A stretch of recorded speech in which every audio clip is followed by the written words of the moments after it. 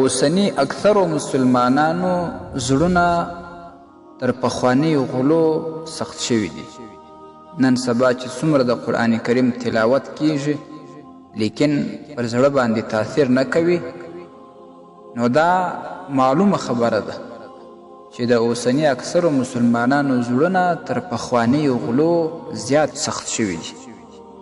امام فضیل ابن عیاض رحمه الله دا ډیر ستر مشهور بزرگ تیر شوی دی. دا تر د خپل علم تر د خپل بزرګۍ وړاندې ډیر غټ غل و. داسې خطرناک غل و چې قافلو به کله د ده خبرې واورېدې چې دومره ستر غل په لاره کې ولاړ دی چې قافلې شکوي، هغه قافلو به لاره پرېښودله پر بله لار بتله. دغه امام فضیل رحمه الله بیا پر یوې زنانه باندې عاشق سو، د هغې په عشق بوخت شو. یو وخت هغې زنانې کور ته ورغلی، دروازه بنده وه، نو ویې غوښتل چې پر دیواله باندې کور ته ور واوړي. پر دیواله ور واوښتې، بام باندې ودرېدی.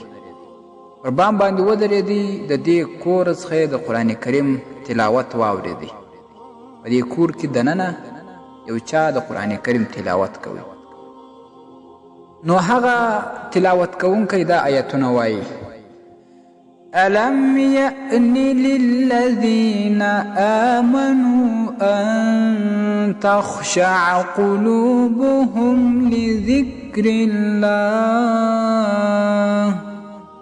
آیا اوس هم د مؤمنانو لپاره هغه وخت نه دی راغلی چې د هغوی زړونه د رب لاعزال ذکر او قرآن کریم واوري؟ دا آیتونه تلاوت کېدل. فضیل ابن عیاض رحمه الله چې دا آواز واورېدی، د قرآن کریم دا آیتونه یې واورېدل، زړه باندې ډېر زیات تاثیر وکړي. هغه وخت یې په ژړا ژړا باندې دا وویل: بلا قد آن یا ربی، بلا قد آن یا ربی. هو یا زما خدایه، دا وخت راغلی دی، هو زما ربه دا وخت راغلی دی. په ژړا ژړا باندې دا الفاظ وویل، بیرته د دې کوره راستون شو، وګرځېدی. بیا داسې توبه وکړه چې د الله تبارک وتعالی داسې محبت کوونکی جوړ سو، د رب لاعزال سره داسې اړیکې جوړې کړلې چې الله تبارک وتعالی د مشهورو ولیانو په سب کې راوستی، د الله په ولیانو کې شمار سو. کشف المحجوب کې دا واقعا نقل شوی ده.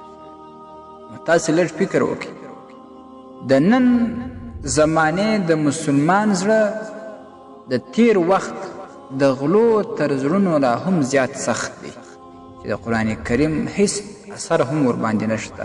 قرآن کریم آیاتونه تلاوت اثر نه ورباندې کوي. الله دې پر دې مسلمانانو باندې خپل رحم وکړي. هر وخت د رب لاعزال څخه دا دعا غواړئ چې یا الله، ستا هغه رحمت چې د فضیل ابن عیاض رحمه الله دا زړه ته ور بدل کړي، په هغه رحمت زموږ زړونه هم را بدل که، ستا وطرف ته مو زړونه وګرځوه، هغه رحمت زموږ پر زړونو باندې نازل که. ستاسې د اسلامي پوښتنو جوابونکی مفتي حکیم الله صابر الحنفي صاحب.